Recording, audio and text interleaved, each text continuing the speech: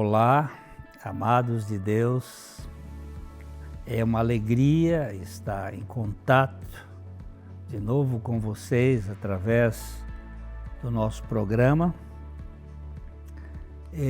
O nosso objetivo aqui é anunciar o Evangelho das insondáveis riquezas de Cristo, o Evangelho do Deus que se fez gente, que se fez carne, que habitou entre nós e que por meio da sua graça Ele pode vir habitar em nós. Os links estão aí na tela da sua TV, youtube.com/piblondrina1 e facebook.com/programa Café e Fé, tudo junto. Você mesmo pode ser um aliado nosso. Nós contamos com a sua participação, com a sua colaboração para que esse programa se mantenha. Temos custos nesta produção e nós contamos com as suas orações. Divulgue para que o nosso programa alcance um público cada vez maior, para que pessoas conheçam o Evangelho maravilhoso de Jesus Cristo. Nós vamos às indicações de leitura dessa semana e já que a gente volta.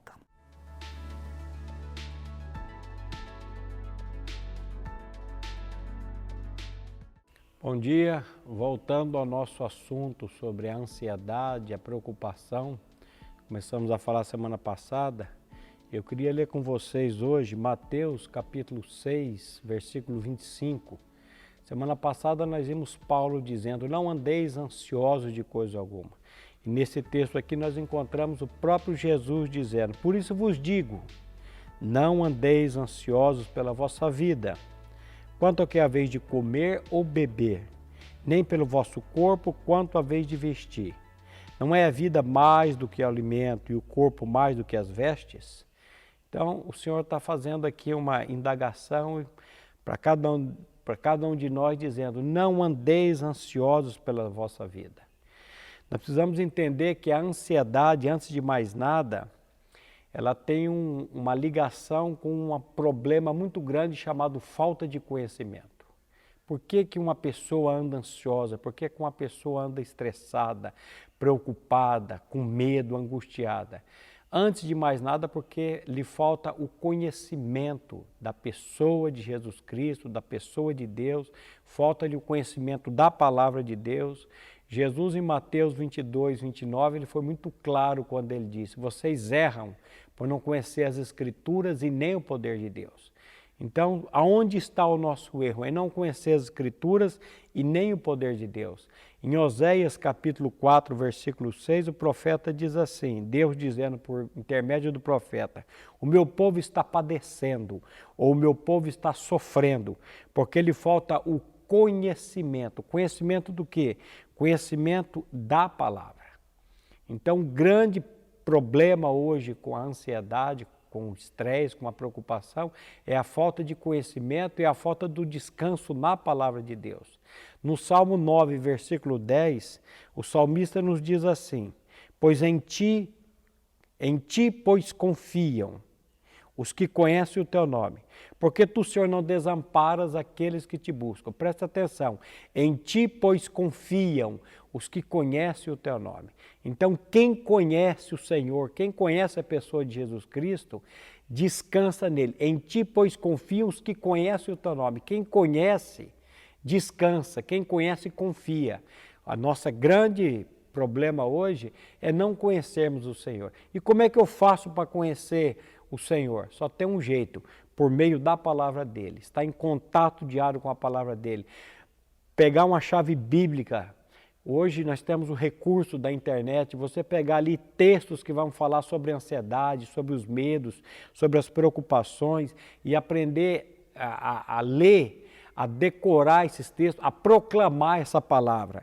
O Salmo 34, versículo 4 mesmo, por exemplo, ele diz assim: busquei ao Senhor e Ele me respondeu, livrou-me de todos os meus temores. E em Isaías 35, versículo 4, também diz assim: digam aos desanimados de coração, sejam fortes, não temam, o seu Deus virá com vingança, com divina retribuição virá para salvá-los. Digam aos desanimados de coração, sejam fortes. Você que está hoje aí na sua casa desanimado de coração, você está com medo, com receio, aprenda a lançar sobre o Senhor os seus medos, os seus receios, e se Deus quiser, semana que vem, nós vamos voltar falando mais um pouco sobre esse tão importante assunto que é a ansiedade. Fiquem agora com a meditação do programa de hoje.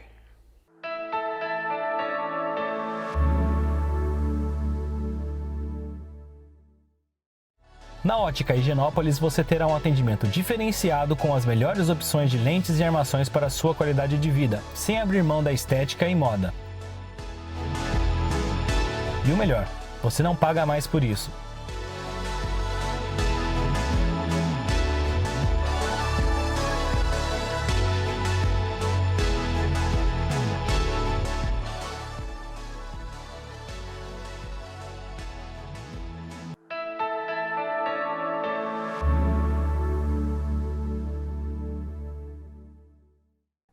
Nós estamos agora num cenário um pouco diferente, só que a mensagem é a mesma. E você continue aqui conosco, aproveitando da palavra do Evangelho. Hoje nós vamos trabalhar um pouquinho mais sobre Jesus e o cético, número 2.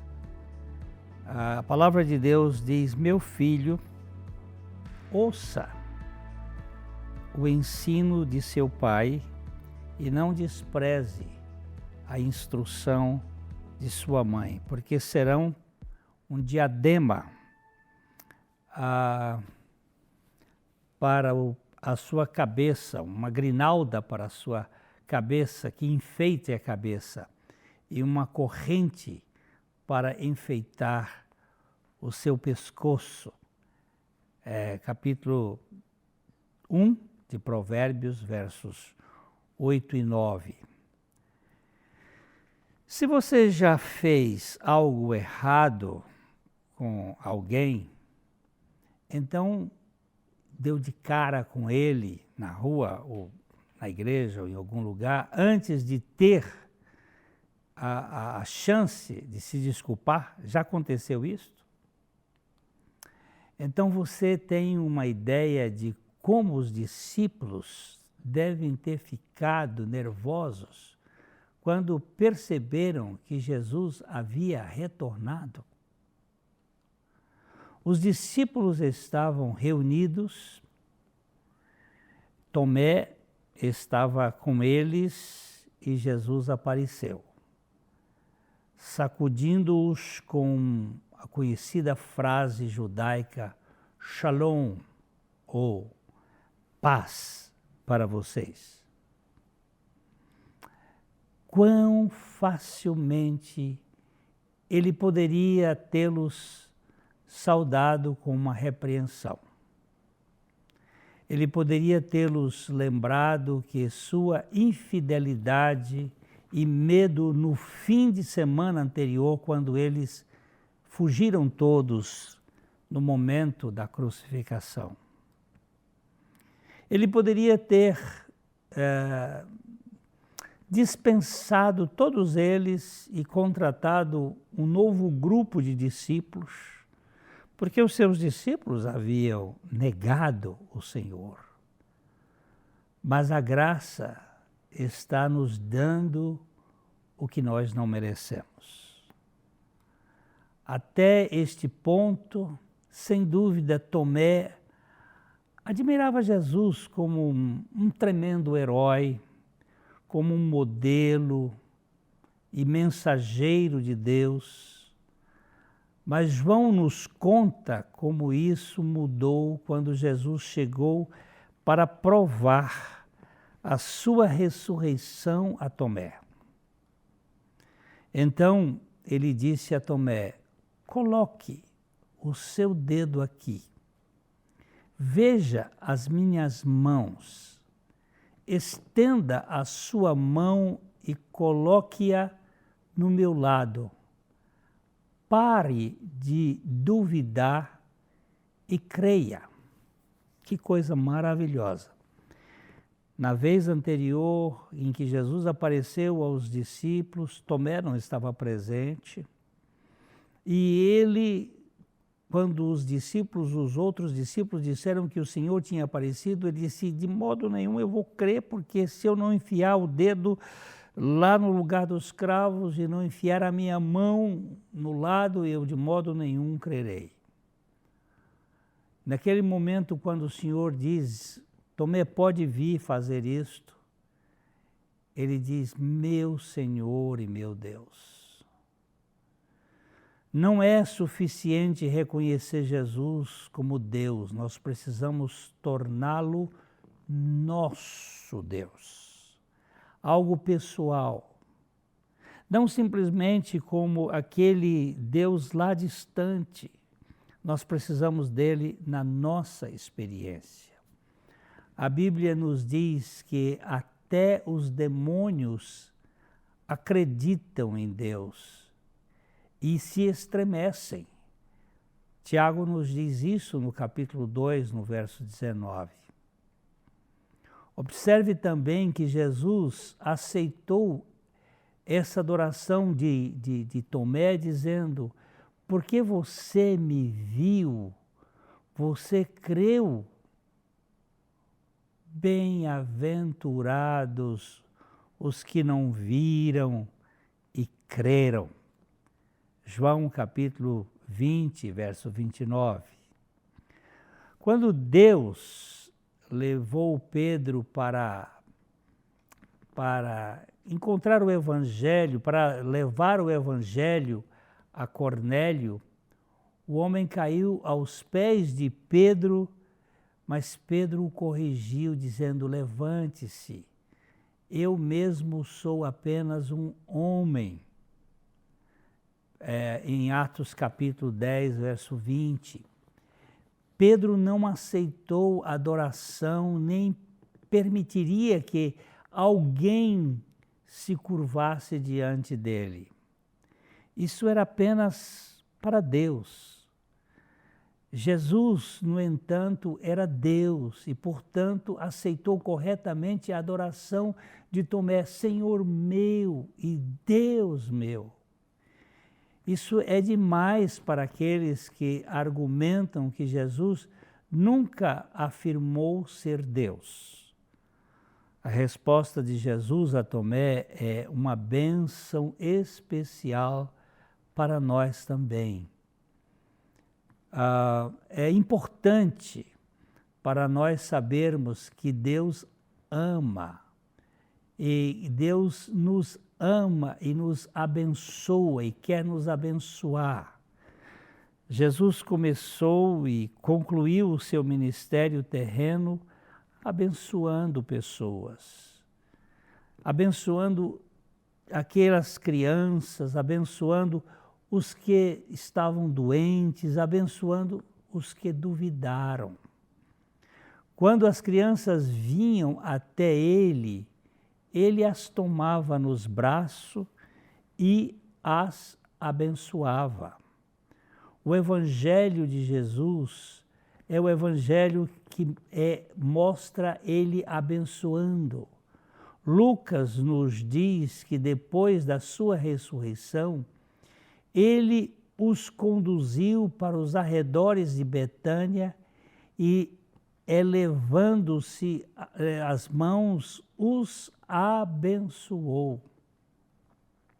Jesus não está falando de uma fé subjetiva, mas de uma fé satisfeita, de uma fé que se satisfaz.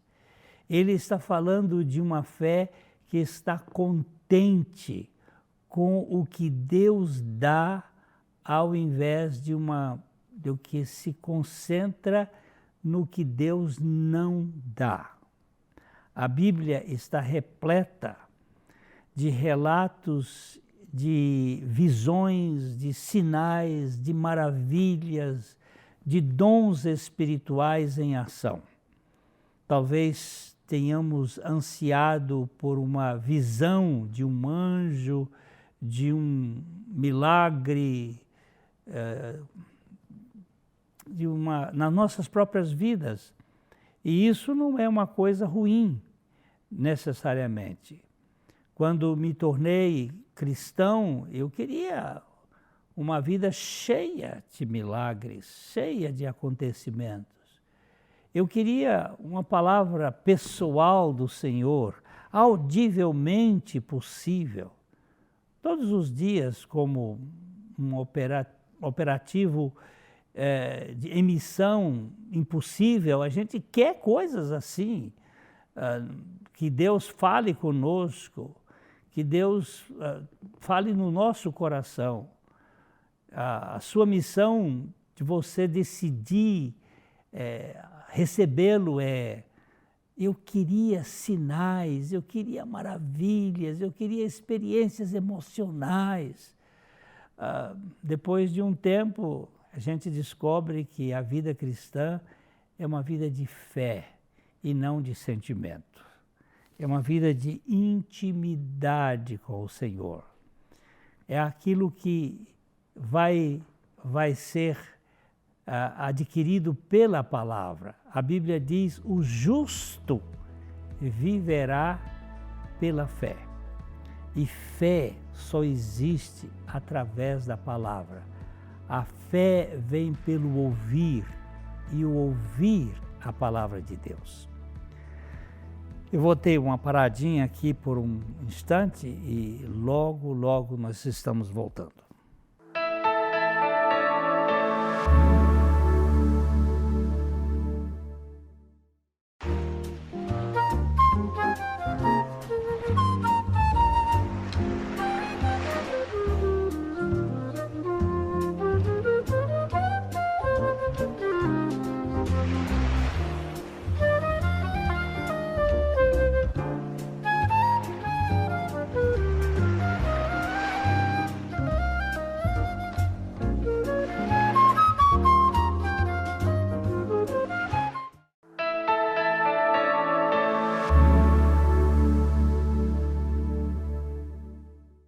Alguns cristãos desejam essas coisas de manifestações de Deus a ponto de se tornarem uma espécie de distração. Eles ficam buscando coisas que aconteçam.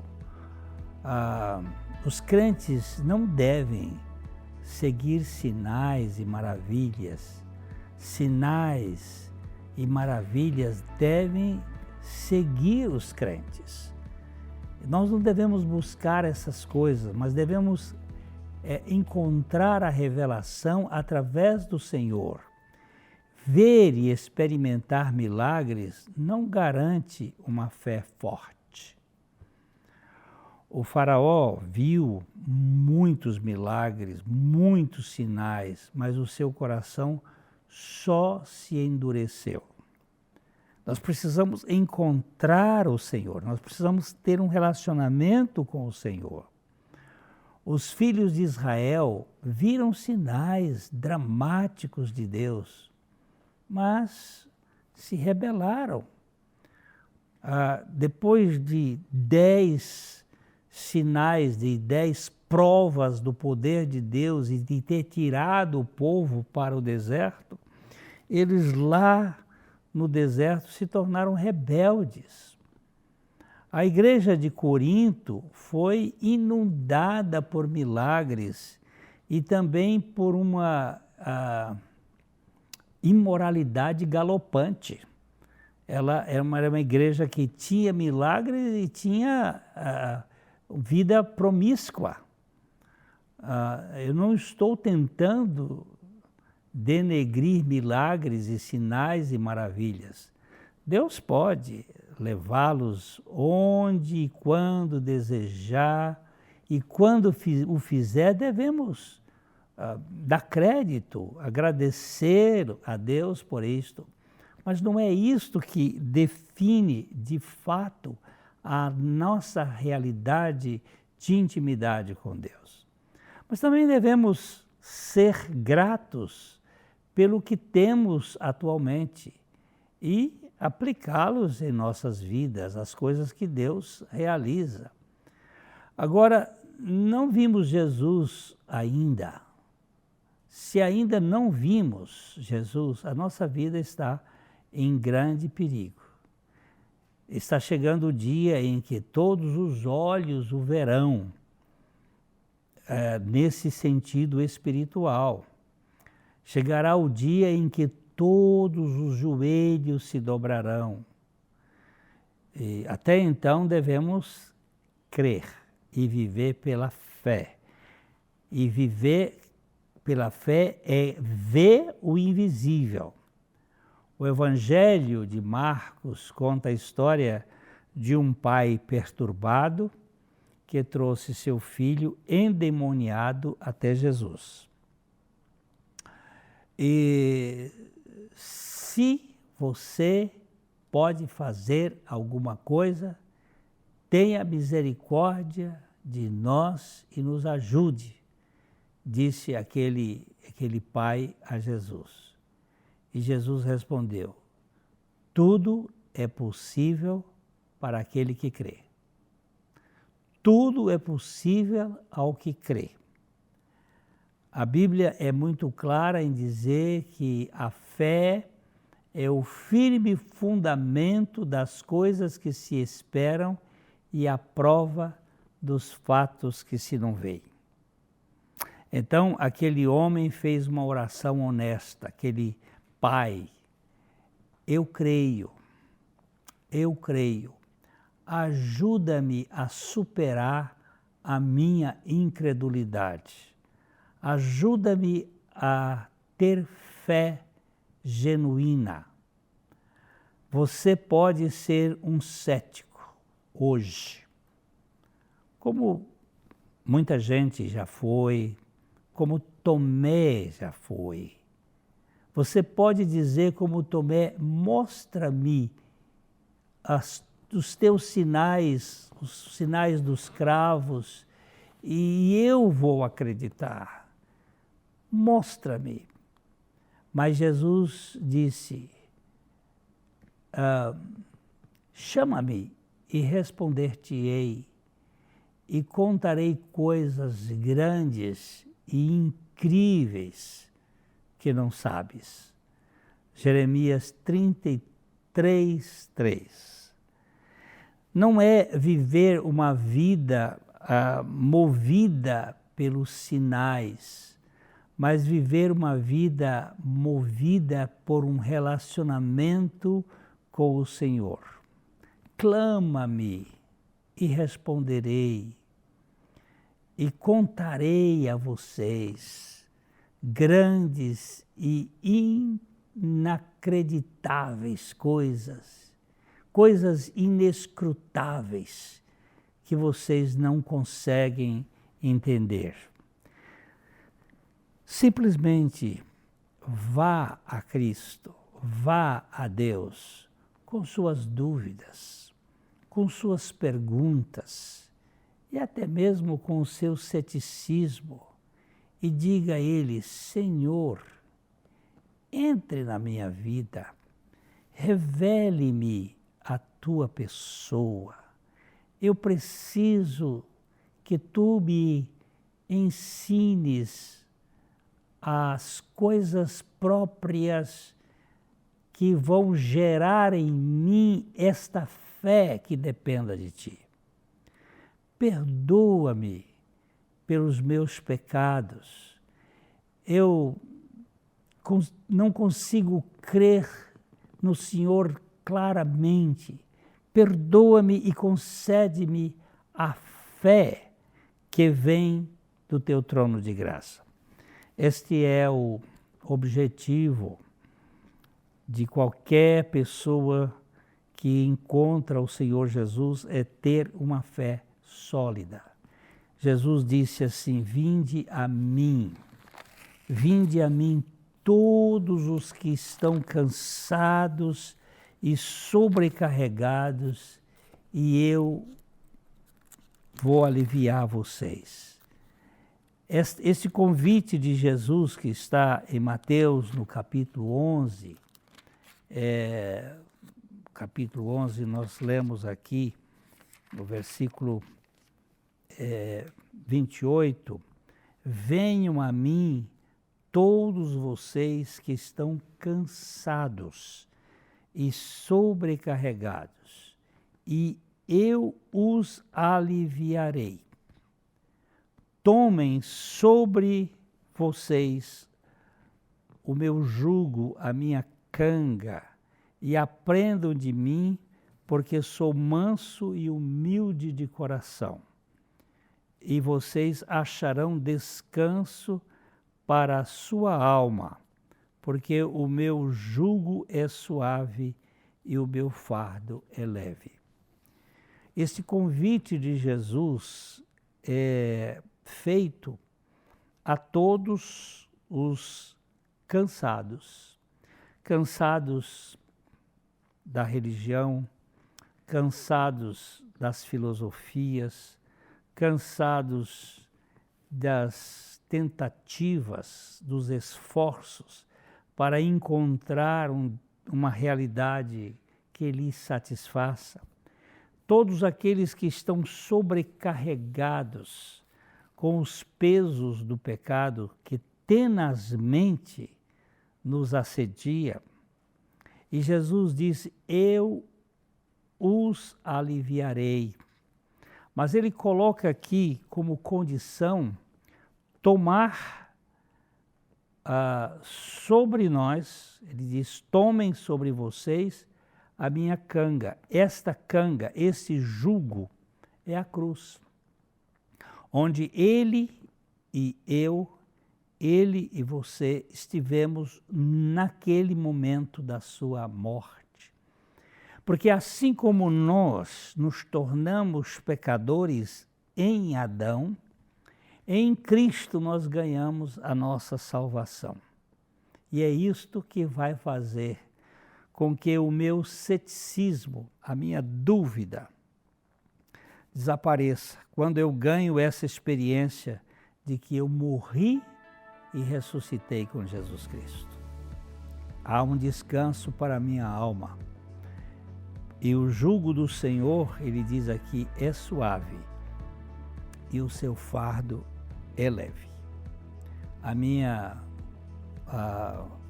O meu desejo é que você conheça Jesus Cristo, não uma religião, mas conheça pessoalmente Jesus Cristo e tenha um contato íntimo com Ele.